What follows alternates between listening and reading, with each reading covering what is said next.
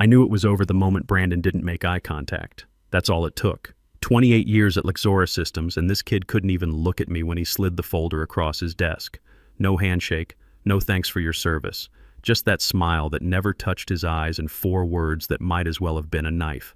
Let's talk about alignment. Raymond Donnelly, that's me, 58 years old. I built the algorithm that made Luxora worth $680 million. Built it in my basement back in 2006 when the company was still operating out of a strip mall office. Brandon Sutton, 29 years old with a Stanford MBA and a board member for a father, was telling me I wasn't aligned. He flipped through my review folder. Look, Ray, you've done solid work, really. But you've been here a long time. We need people who can pivot, who understand modern processes. If you're not happy with where we're heading, he gestured toward the door. I didn't rage, didn't argue. What I felt was emptiness. 28 years, and they couldn't even remember my name. I looked at the team photo on my desk. 3 of those engineers I'd hired myself. I remembered staying until 3 a.m. during the Y2K crisis, running on truck stop coffee and stale donuts. When everyone else was partying like it was 1999, we were 3 guys in a server room making sure the lights stayed on. No consultants, no offshore teams, just us. We shook hands. We kept our word. I remembered missing my son's college graduation because our infrastructure was migrating to new servers. Called him from the data center at 2 a.m. Heard his name announced over speakerphone while I was elbow deep in cables. He never said anything about it, but he didn't have to. I remembered when my wife left in 2015. She said I was married to the servers, not her. She wasn't wrong. Now this kid was handing me a folder and showing me the door. I closed my laptop. No drama, no tears. Stood up, tucked that folder under my arm, and walked out. Past my team, past the glass conference room, past HR. Nobody said a word. That silence, it said everything. But here's what nobody knew. Sometimes silence is strategy. I didn't go home. Went to Murphy's Diner down the street, got black coffee, and just sat there. Didn't cry, didn't make calls, just breathed. Luxora had been my whole life. Joined in 1997 when we were 15 people running beta tests on donated equipment. Watched us grow into a major player. The infrastructure, the architecture, the logic that powered everything they sold, all of it had my fingerprints. I didn't write manuals about it, I lived it. That code was in my bloodstream. Paid the bill in cash, walked 2 blocks to clear my head, caught a cab, real taxi, not Uber. Driver didn't talk, thank God. Home smelled like old leather and the scotch I'd been saving. Buck, my retriever, met me at the door wagging his tail like nothing had changed. I set the folder on the table, poured 2 fingers of Macallan, and opened a drawer I hadn't touched in years. Under tax returns and old warranties was a manila envelope. No label, just weight. Inside was the original patent application. My name at the top, not Luxora's. Mine. Filed in 2006 when legal was too busy keeping us solvent to track IP properly. Nick Palmer, an IP attorney who raises alpacas in Oregon now, had told me back then, Ray, file it under your name. You can assign it later once things stabilize. They never stabilized. They just got greedy. The formal transfer had always been in process. But nobody followed up because nobody thought it mattered. I was never going anywhere, right? I was the foundation. The guy who kept the lights on while executives played musical chairs. Until Brandon pulled the plug. I walked to my safe, tried 3 combinations before getting it right. Tucked the envelope inside. Not vengeance, not yet. Preparation. Opened my laptop. Drafted an encrypted email to Nick. Subject, need you to confirm a clause. Attached a scan of the filing. The fine print was brutal. Should the inventor be terminated involuntarily and without cause, reversion of full ownership shall occur within 24 hours of official notice. Typed, still valid, send. Sat there in the blue glow, scotch warming in my hand, Buck at my feet. Phone buzzed, voicemail from Brandon, didn't listen. Probably something about knowledge transfer. Too late. Walked to the window, watched the city lights. 28 years of making other people look smart. Of translating real work into PowerPoint slides for men in suits who talked about synergy and disruption. Lesson delivered. This wasn't the part where I applied to competitors or wrote angry reviews. This was the part where I remembered who I was. Not Ray from engineering. not legacy overhead, not the guy they thought would disappear quietly. Nick called before sunrise, picked up on the first ring. Does the clause still stand? Silence, papers rustling, reading glasses clicking. I pictured him at his kitchen table with a legal pad and half-eaten banana, same as always. Finally, yes, if they fired you yesterday, it triggered the moment you walked out. Didn't speak. Jesus, Ray. You kept that clause. Hung up. Not rude, just efficient. Work to do. That 24-hour window wasn't theoretical. It was real. By 6:07 a.m., I was logged into the USPTO system. The reversion form was pre-written, something Nick and I drafted years ago, back when Lexora was still Lextech and we held meetings over Chinese takeout.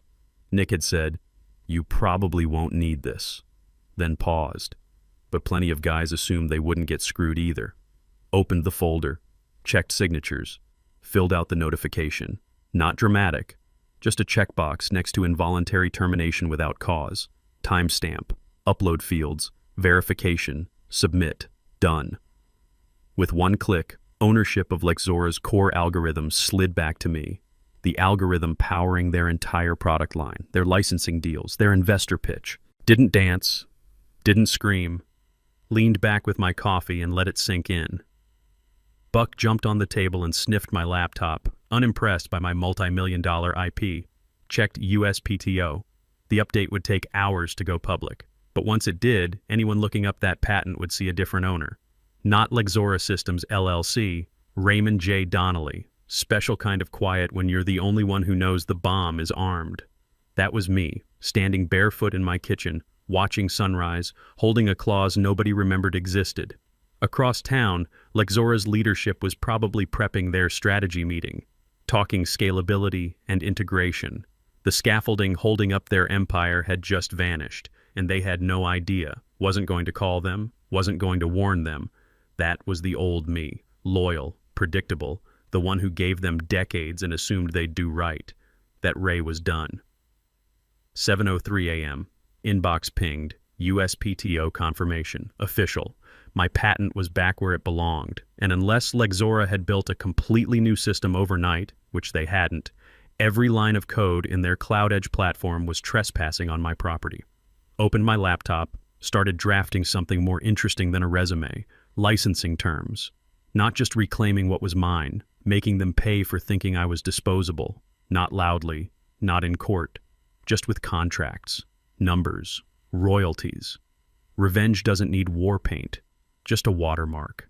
Brandon was in rare form that morning, at least that's what I heard. Word travels fast when you've spent nearly 3 decades in a place. Half the staff still had my cell number, still pinged me when things broke. Old habits. Brandon kicked off the product strategy meeting like a game show host. Arms wide, teeth gleaming. Talked about agile pivots and Q4 dominance. Said the Cloud Edge rollout would crush the competition. Every feature ran off the algorithm I'd written in my basement during the Bush administration. Before they even had a real server room, not one person in that room checked the USPTO that morning. By 11:30, my phone buzzed. Marcy Valdez, product manager who used to bring me coffee during late shifts, once cried in my office because her code broke the sandbox 2 hours before a client demo. Almost didn't answer. Curiosity won. "Hey, Ray." Her voice was careful. "Just a heads up, we're moving your old code into the new build this week. Cloud Edge launch got bumped up. Feels weird without you here, let that sit. Good luck with that." She paused. "Wait, what?" Click. Let them squirm.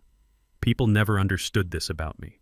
I didn't scream, didn't sue, didn't write angry posts.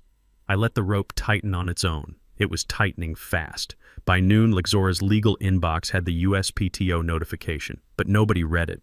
In companies like Lexora, legal only checks what executives tell them to check, and executives were too busy congratulating themselves to notice the floor dropping out. Brandon strutted through the halls like he'd conquered something. Heard later he made some crack in the break room about how clean the transition was. He didn't even fight it. Guess the game's changed. Yeah, Brandon, it sure has. They were days from pushing a demo 100% dependent on code they didn't own anymore. Every commit, every push, Every integration test was now a line item on my licensing ledger. I wasn't charging friendship rates. Started with a kid. Summer intern named Aiden Flores. Overambitious type who wore button-downs on casual Fridays and highlighted documents in 3 colors. He was monitoring USPTO activity for competitor filings. Simple task.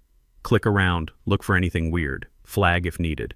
Until he typed in Lexora's patent number and saw my name, his mouth probably went dry. Highlighter froze. Maybe he refreshed 3 times hoping it was a glitch. But truth just sat there. Inventor and owner, Raymond J. Donnelly. Effective date, 24 hours post involuntary termination. He flagged it, emailed his supervisor. Subject, possible issue. Corporate speak for, I don't want to die for this. Legal read it, paused, reread it 5 times, dug through old agreement folders and found the clause. The one they'd filed and forgotten. The one I'd buried like a tripwire 15 years ago. Airtight. Lexora's $680 million technology was squatting on property they didn't own, and they'd already sent demo invites. Brandon handled it like a sledgehammer to China, laughed when legal brought it to him, probably a clerical glitch. Clerical glitch. Like USPTO accidentally handed the company's core IP to the guy he'd fired 2 days ago, doubled down, told legal to keep it quiet until after the demo, said they'd iron it out post-launch, called the legal team paranoid. Product team kept working. Daily builds. Final QA. Glossy materials with buzzwords like proprietary technology and patent-protected architecture, all belonging to me now. Building a house on land they didn't own. Every hour tightened the noose. Because once you demo publicly, once you claim it as yours under IP law, that's infringement. Infringement with knowledge. Willful. Triple damages. Brandon didn't care. Or didn't understand. Probably both. Too busy updating LinkedIn about driving product innovation. Legal quietly drafted a risk memo. Know this because a junior attorney forwarded it to a friend who sent it to me.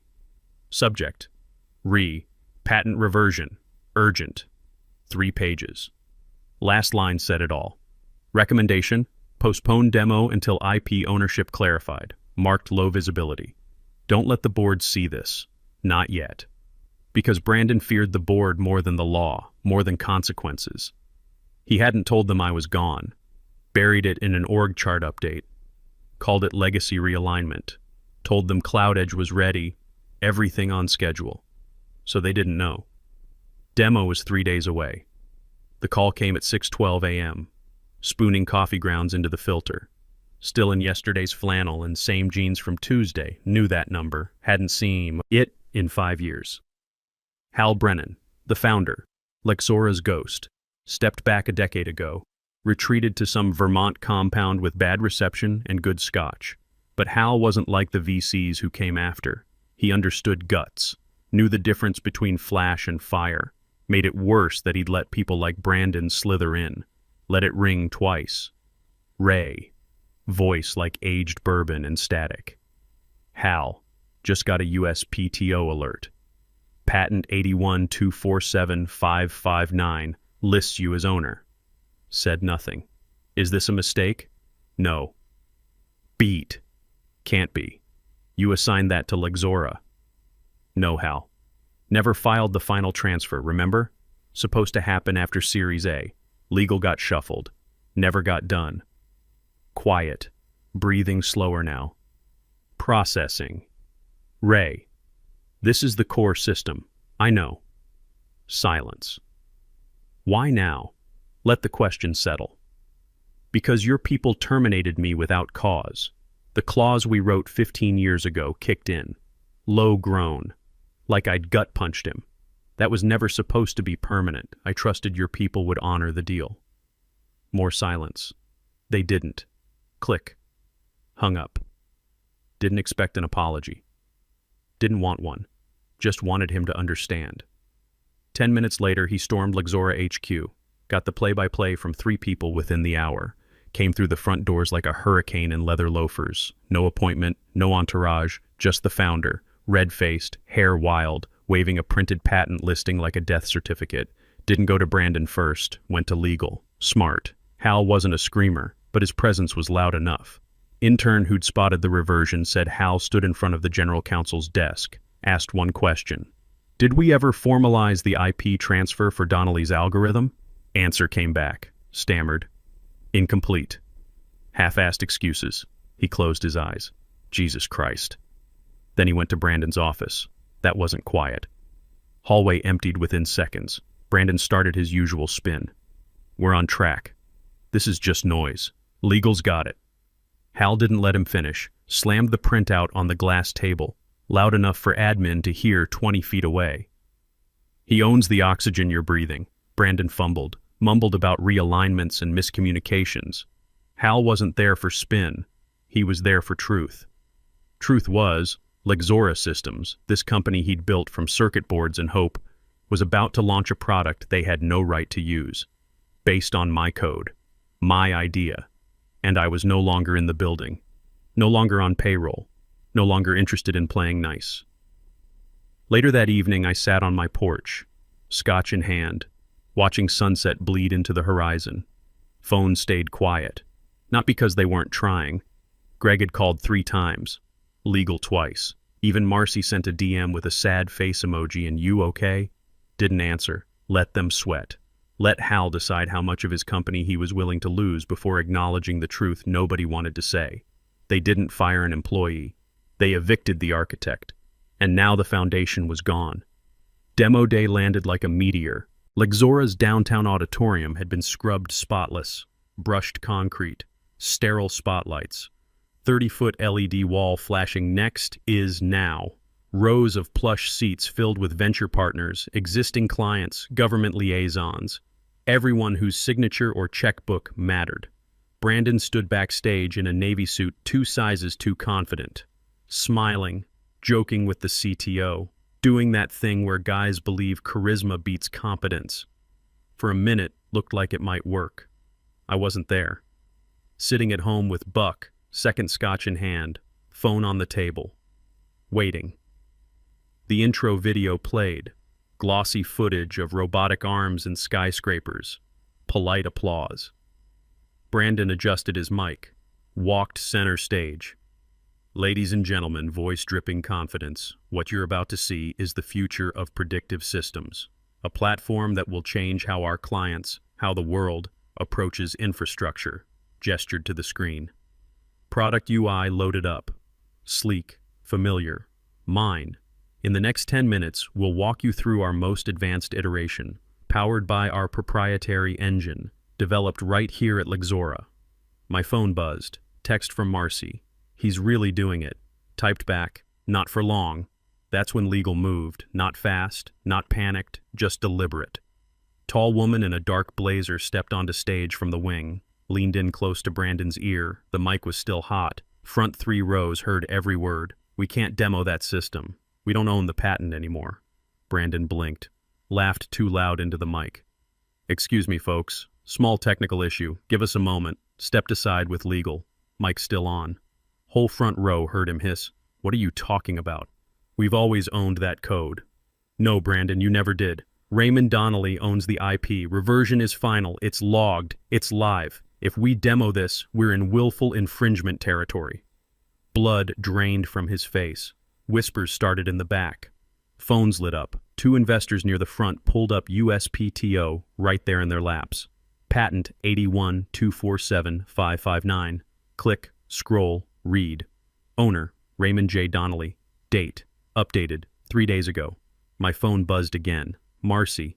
Holy shit, Ray, what did you do? Didn't answer. Poured another scotch. Waited. Demo feed froze on the giant screen. Placeholder UI hovering like an open wound. Whole room waited. Silence thickened. From the back, Hal Brennan stood. No words, just presence. Arms crossed. Face unreadable. Not surprised. On stage, Brandon cleared his throat. It appears we'll need to postpone our core system demonstration due to unexpected legal review, asset verification. Nobody applauded. CTO looked like he wanted to disappear into the floor. Legal stood at perfect attention, arms folded, unblinking. Then it happened. Investor, woman from some capital firm, stood up, held up paper, my name printed in bold. I believe this is the patent registration, the one referenced in your marketing materials. Brandon squinted. Not sure where that came from. Public key record, she said. We all have it now. More papers circulated. Full USPTO printouts. Reversion clause in plain language. Someone had emailed it to the entire room. Nobody looked at stage anymore. Reading, sharing, connecting dots. That code, that system, wasn't Lexora's, was his, Raymond's. Phone buzzing nonstop now. Didn't look. Just sat there with Buck, watching ice melt in my glass. Imagined Brandon up there, sweating through that expensive suit, trying to salvage it, rambling about roadmap transparency and partnerships. People were already leaving, quietly, deliberately. Demo was dead. Hal sat back down, pulled out his phone. 30 seconds later, mine rang. Let it go to voicemail. He called again, picked up, said nothing. Ray. Voice rough, tired. What do you want? Not can we fix this? Not let's talk. Just straight to it. Didn't answer on the phone. That conversation needed to be in writing. Hung up, opened laptop, drafted an email. Subject, terms. Kept it simple. Bullet points. No legalese. No filler. Full buyout rights for Lexora Systems to relicense patent 81247-559, 8-figure royalty agreement, retroactive determination date. Board seat with voting privileges, non-negotiable. Brandon Sutton's immediate resignation. Last line. This is not revenge. This is realignment. Send. Leaned back. Waited. Buck jumped on the couch, rested his head on my leg like he understood. We did it, boy, I said quietly. We actually did it. Didn't feel like celebration. Felt like exhaling after holding your breath for 28 years. Phone kept buzzing, texts rolling in, engineers asking what happened. HR sending urgent meeting requests. Even got one from the CTO. Ray, we need to talk, please. Deleted them all. Only message that mattered would come from Hal. Took 3 hours. Email notification. Subject. Terms. Opened it. 2 words. All accepted. Below that, longer message. Could feel Hal's exhaustion in every line. Ray, I'm sorry. Should have said that first. Should have said it years ago. You built this company as much as I did. More, maybe. And I let them treat you like you were replaceable. That's on me. Your terms are accepted. All of them. Brandon resigned an hour ago. Board vote is scheduled for next week, but it's a formality. You'll have your seat. I know this doesn't fix it. Doesn't give you back those 28 years. Doesn't bring back the things you missed. Your son's graduation. Your marriage. All the times you bled for us and we forgot to notice. But it's a start. And it's yours. You earned it. Call me when you're ready. Or don't. I'll understand either way. Read it twice. Poured another scotch. Sat with it. Could feel something loosening in my chest. Not forgiveness. Not yet. Maybe not ever. But acknowledgement. Finally. That night I didn't sleep much. Just sat at my desk with Buck at my feet, watching the city lights blur through the window. 28 years of swallowed pride, birthdays they forgot, meetings where they talked over me. Watching Brandon's daddy get him promoted past people I'd trained. It was done now. Didn't need their applause. Didn't need LinkedIn posts about resilience. Got what I came for. Respect. Equity. A seat at the table. And a legally binding reminder carved into federal record that when you fire the architect, you better check who owns the blueprints. Next morning, email from Lexora HR. Subject, board orientation. Attached was my new badge, my old employee number, and a calendar invite for next Monday's board meeting. Last line of the email. Your nameplate has been returned to facilities. Would you like it installed at your new office, or would you prefer to collect it personally? Smiled at that, typed back. I'll collect it myself, thanks. Heard through the grapevine that Brandon cleaned out his desk that same day. No farewell email, no goodbye tour, just gone. Someone said he landed at a Series A startup within a week, running product development. Good luck to them.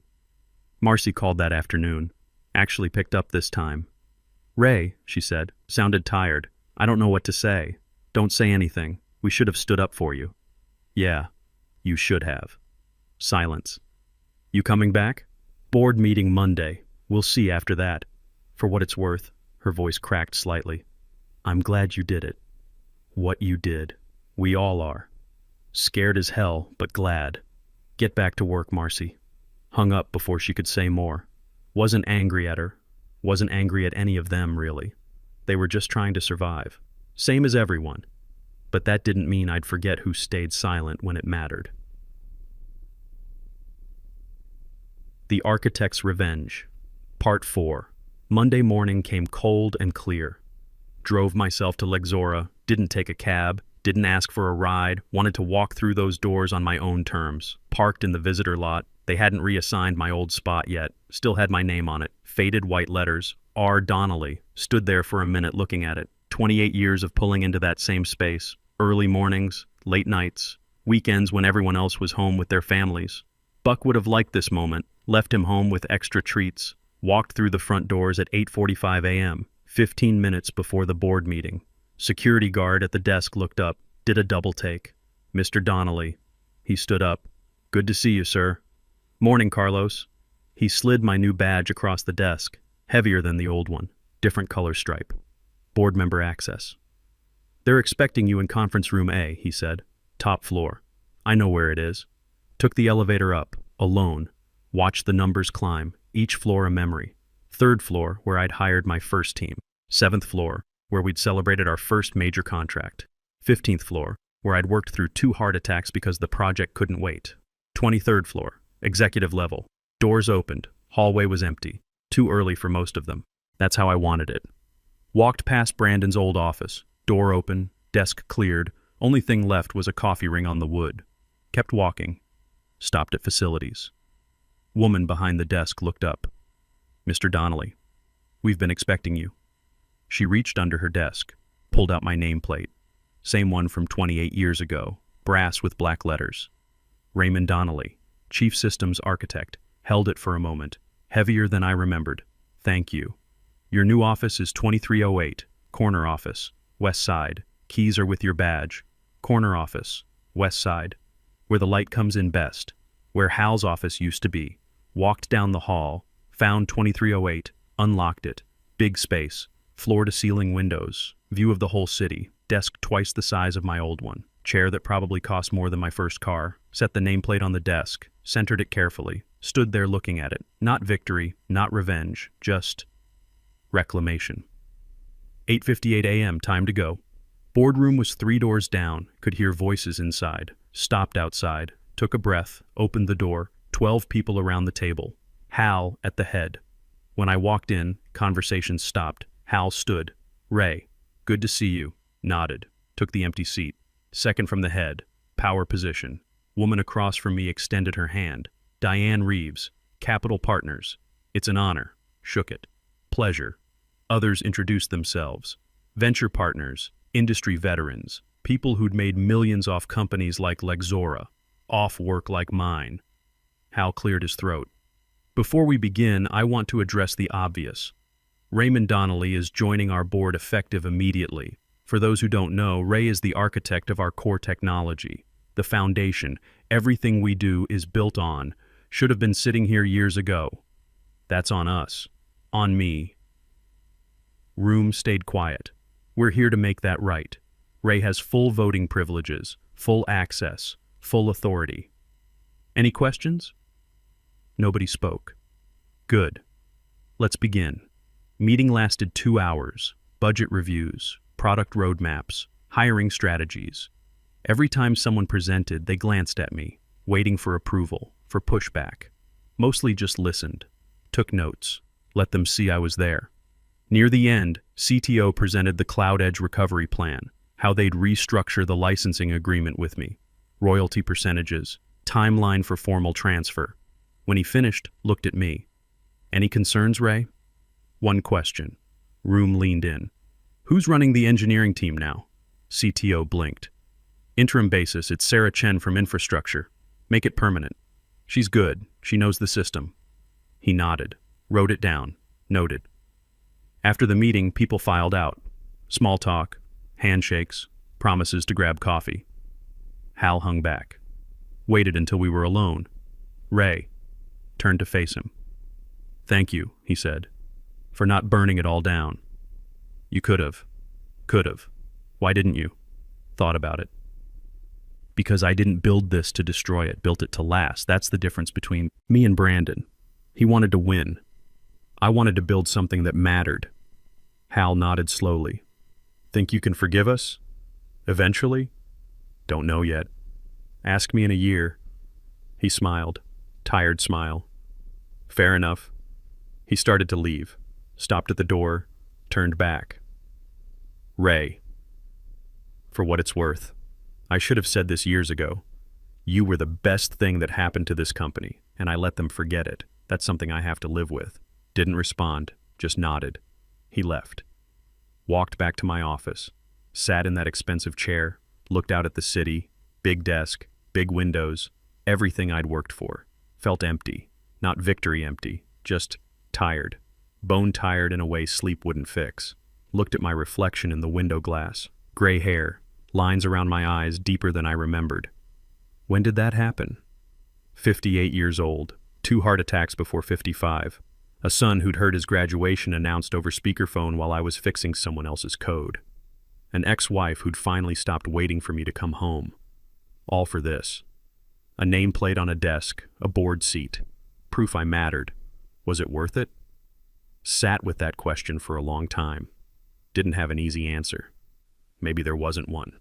The code I'd written would outlast all of us. The systems I'd built would keep running long after my name faded from the building directory.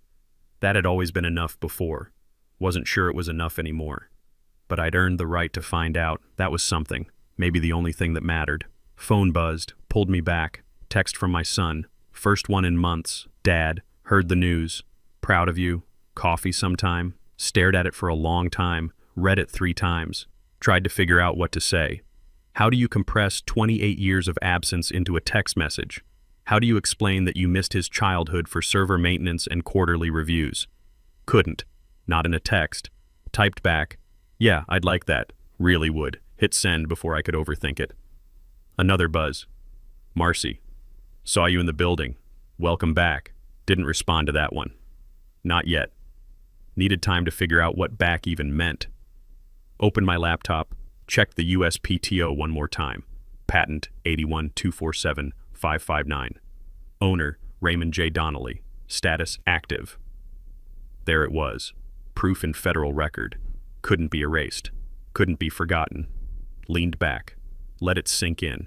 28 years. 2 heart attacks. A marriage that didn't make it. A son I barely knew. All for a company that fired me without looking back. But here I was. Corner office, board seat. My name on everything that mattered. Not the ending I'd imagined, but the one I'd earned. And maybe, if I was lucky, a chance to figure out what came next. Buck was waiting when I got home that night, tail wagging. Didn't care about board seats or licensing agreements, just happy I was there. That simple loyalty. Wished I'd learned that lesson earlier. Poured a scotch, sat on the porch, watched the sunset. Phone stayed quiet. No emergencies. No fires to put out. For the first time in 28 years, someone else was on call. Felt strange, almost unsettling, but also something else. Something that might eventually feel like peace. Thought about that coffee with my son, what I'd say. Whether sorry was enough or if it even mattered anymore. Didn't have answers. But at least now I had time to look for them. Buck settled at my feet. City lights flickered on below. Scotch burned warm going down. This wasn't revenge. Wasn't justice either, really. It was something simpler. Something harder to name. It was proof that when you build something real, something that lasts, you don't need permission to matter. But maybe mattering wasn't the same as living. Maybe that was the real lesson. The one Brandon never learned. The one I'd paid 28 years to understand. You can win every battle and still lose what matters most. I'd won. Got everything I fought for. Now I had to figure out if there was anything left worth fighting for. Raised my glass to the city, to the 28 years, to the kid with the MBA who thought I'd disappear quietly. Thanks for the wake-up call, Brandon, I said to nobody. Game did change, just not the way either of us thought. Finished the scotch, set the glass down. Buck looked up at me with those patient eyes. Come on, boy, let's go inside. Tomorrow I deal with licensing agreements and board politics and all the machinery that came with winning. Tonight, I'd sit with what I'd learned. Sometimes the best revenge isn't burning bridges or building empires. It's finally understanding what you gave up to get there, and deciding if there's still time to get some of it back.